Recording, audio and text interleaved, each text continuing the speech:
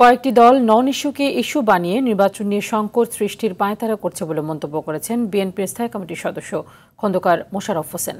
স্থায়ী কমিটির আরেক সদস্য আমির খসরু মাহমুদ চৌধুরী বলেছেন, চট্টগ্রামে বিএনপি প্রার্থীর উপর হামলা করে যারা নির্বাচন পিছিয়ে দিতে চায় তারা জড়িত কিনা তা খতিয়ে দেখা দরকার।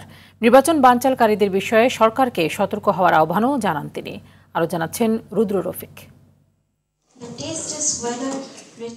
রাজধানীর একটি হোটেলে বিএনপির ভারপ্রাপ্ত চেয়ারম্যান তারেক রহমানের উপর লেখা Tarique Rahman politics and policy শীর্ষক বইয়ের উপর আলোচনা সভার আয়োজন করে ঢাকা ফোরাম ইনিশিয়েটিভ নামের একটি সংস্থা।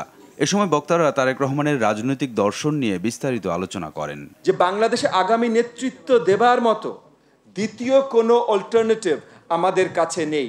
আলোচনায় অংশ নিয়ে বিএনপির স্থায়ী কমিটির সদস্য খন্দকার মোশাররফ হোসেন অভিযোগ করেন, নানাভাবে নির্বাচন বানচালের চেষ্টা চলছে। নির্বাচনকে হয় বিলম্বিত করা বা নির্বাচনকে বাতিল করে দেওয়ার ষড়যন্ত্র চলছে। কিছু ব্যক্তিরা কিছু ইস্যু নন ইস্যুকে ইস্যু করে এখানেও নানা রকমের সংকট সৃষ্টির চেষ্টা করছে। স্থায়ী কমিটির আরেক সদস্য আমির খসরু মাহমুদ চৌধুরী বলেন, দেশ পরিচালনায় বিদেশি শক্তির হস্তক্ষেপ মেনে নেবে না তার দল। বাংলাদেশের সিদ্ধান্ত সেটা বাংলাদেশ নিজে নেবে, কারো নির্দেশে নয়। বাংলাদেশের অভ্যন্তরীণ বিষয়ে কোনো হস্তক্ষেপ করা চলবে না।